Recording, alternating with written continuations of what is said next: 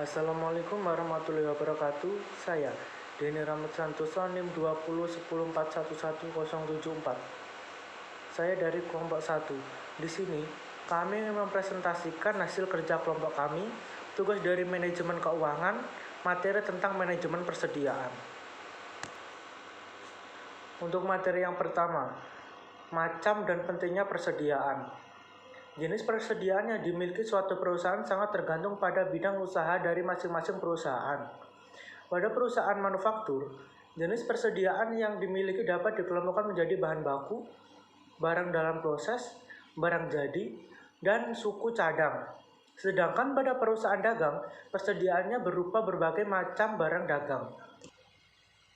Dengan adanya persediaan, memungkinkan pihak perusahaan manajemen perusahaan untuk mengatur kegiatan pengadaan, produksi dan penjualan lebih fleksibel, memperkecil kemungkinan perusahaan mengalami kegagalan dalam memenuhi permintaan pelanggan, terhentinya proses produksi karena tidak ada persediaan bahan baku.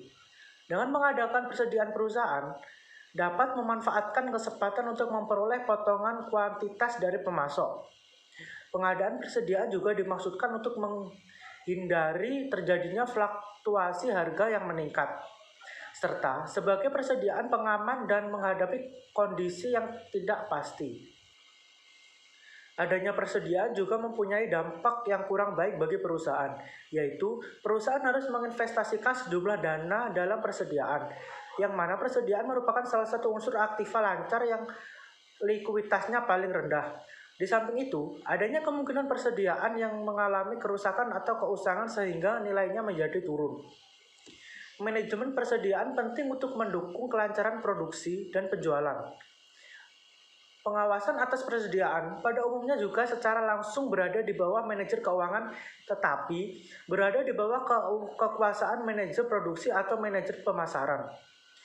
Namun demikian, manajer keuangan masih memiliki kepentingan terhadap besar kecilnya tingkat persediaan karena manajer keuangan mempunyai tanggung jawab untuk mengendalikan faktor-faktor berpengaruh terhadap profitabilitas perusahaan secara keseluruhan. Di samping itu, manajemen persediaan juga mempunyai pengaruh terhadap siklus perputaran kas.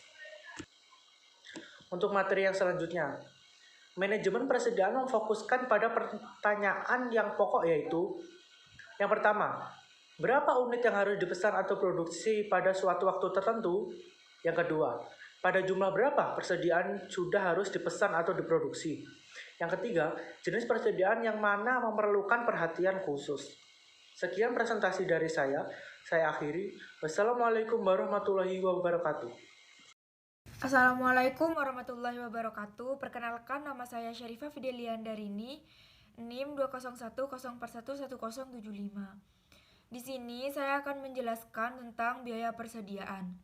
Tujuan manajemen persediaan adalah untuk menyediakan persediaan yang diperlukan guna menjamin kelangsungan operasi perusahaan pada tingkat biaya yang minimal.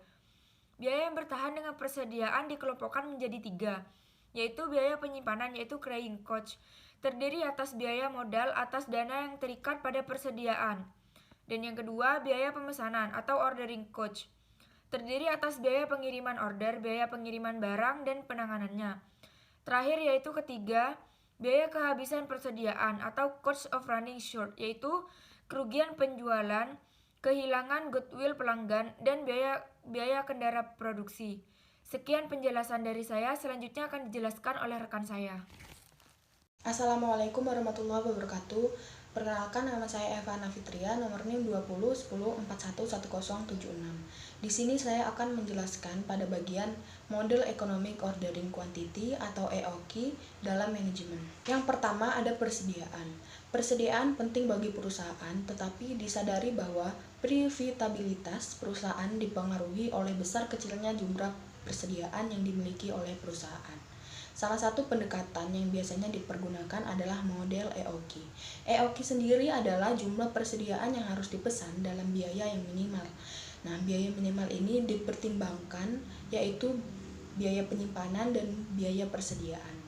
Rumusnya adalah total biaya persediaan sama dengan TC sama dengan CP Q per 2 ditambah S per Q, atau TC sama dengan C dikali P dalam kurung Q per 2 tutup kurung ditambah FSQ pangkat min 1. Sekian penjelasan dari saya, selanjutnya akan dijelaskan oleh rekan saya. Assalamualaikum warahmatullahi wabarakatuh. Perkenalkan, nama saya Devia Nafisa Putri, nomor NIM 2010411078.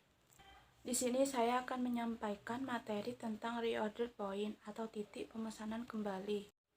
Pada tingkat persediaan, berapa pemesanan harus dilakukan agar barang datang tepat pada waktunya, disebut dengan reorder point atau ROP. ROP sama dengan LT dikali Q. Keterangan ROP itu reorder point, LT lead time hari, minggu atau bulan, Q pemakaian rata-rata per hari, per minggu atau per bulan. Model EOQ dapat dioperasionalkan dengan asumsi sebagai berikut. A. Jumlah penjualan atau kebutuhan persediaan dalam satu periode dapat diketahui dengan pasti. Biaya penyimpanan per unit per periode tetap. C. Biaya pemesanan untuk setiap kali pesan tetap. Harga persatuan barang tetap berapapun jumlah yang dipesan. E. Barang yang dipesan datang pada saat yang sama sekaligus. F. Barang yang dibutuhkan harus selalu tersedia di pasar. Contoh, perusahaan nasional membutuhkan persediaan sebanyak 3.600 unit setiap tahun.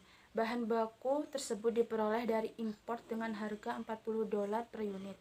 Biaya penyimpanan sebesar 25% per tahun dari harga beli persediaan. Biaya pemesanan variabel sebesar $125 per pesanan. Penyelesaiannya sebagai berikut. Sekian dari saya. Wassalamualaikum warahmatullahi wabarakatuh. Assalamualaikum warahmatullahi wabarakatuh. Saya Yulin Kusmawati, NIM 20104111079. Di sini saya akan menjelaskan EOQ dan reorder point. Dalam kondisi yang bersifat pasti, ketika pesanan datang, maka jumlah persediaan di perusahaan adalah sama dengan jumlah pesanan yang ekonomis, yaitu sebanyak 300 unit.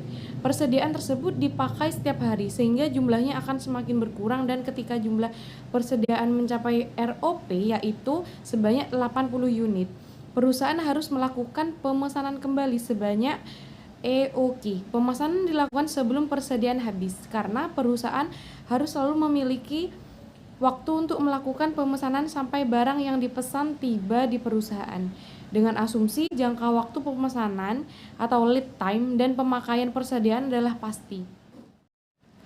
Maka pesanan persediaan akan datang tepat ketika jumlah persediaan di perusahaan sudah habis atau nol. Hal yang sama akan terulang kembali setiap 30 hari, karena dalam 1 tahun perusahaan melakukan pemesanan untuk memenuhi kebutuhan persediaan selama 12 kali. Assalamualaikum warahmatullahi wabarakatuh. Nama saya Nabila Salsabila, NIM 20104111080. Di sini saya akan menjelaskan materi tentang model EOQ dan kondisi yang tidak pasti. Model EOQ hanya dapat diterapkan dalam kondisi yang bersifat pasti. Dalam kondisi yang bersifat tidak pasti, model EOQ masih bisa diterapkan, tetapi perlu didukung dengan persediaan pengaman atau safety stock. Kondisi tidak pasti yang dihadapi perusahaan terkait dengan jumlah pemakaian persediaan yang tidak tetap dalam satu periode waktu tertentu atau ketidakpastian jangka waktu pemesanan atau lead time. Persediaan pengaman diperlukan ketika pemakaian persediaan lebih besar dari yang direncanakan atau jangka waktu pemesanan lebih lama dari waktu yang diperkirakan. Jika salah satu atau kedua hal tersebut terjadi pada perusahaan yang menerapkan model EOQ, maka perusahaan akan mengalami kehabisan persediaan atau stock out. Dengan adanya persediaan pengaman, maka total biaya persediaan juga mengalami peningkatan. Total biaya persediaan sama dengan biaya pemesanan ditambah biaya penyimpanan persediaan pengamanan. Atau TC sama dengan EOQ per 2 C kali P ditambah S per EOQ kali F ditambah safety stock kali C kali P ditambah stock out cost. Selanjutnya akan disampaikan oleh rekan saya. Terima kasih. Assalamualaikum warahmatullahi wabarakatuh. Perkenalkan, nama saya Diana Rohyuni, NIM 2010411082. Di sini saya akan menjelaskan tentang persediaan pengamanan. Besar kecilnya jumlah persediaan pengamanan yang perlu diperhatikan oleh perusahaan.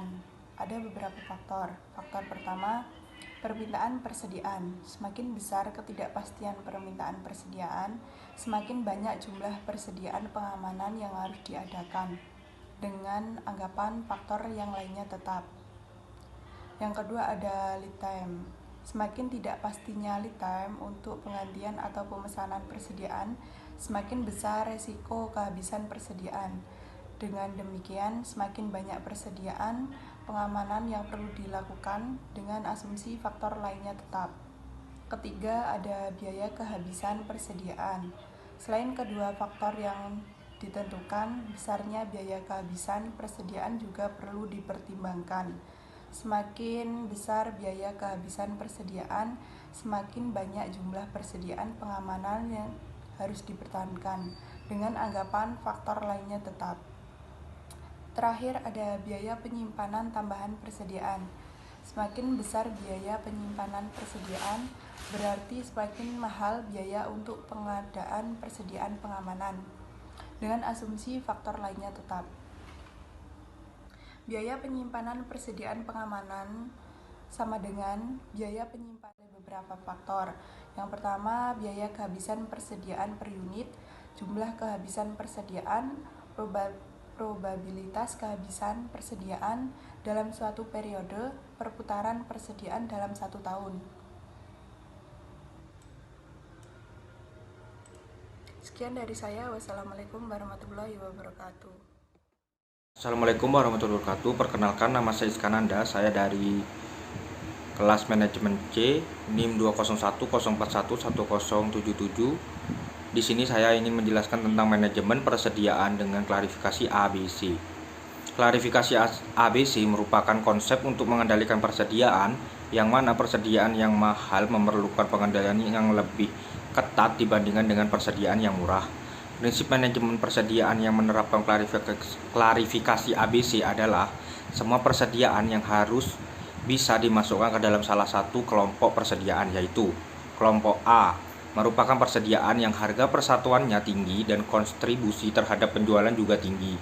Kelompok B merupakan persediaan yang harganya lebih rendah dari kelompok A dan kontribusi terhadap penjualan sedang. Dan terakhir, kelompok C merupakan persediaan yang harganya rendah dan kontribusi terhadap penjualan juga rendah.